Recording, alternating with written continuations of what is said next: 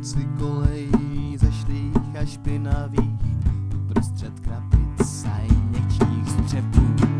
Na konci kolejí zrezlých a ztracených, uprostřed smetiště a prasklých. Na fotce na konci kolejí mrtvých a zarostlých, poněkud stranou za městským prahem. Někdo tam postavil A zaprášil a zapomněl.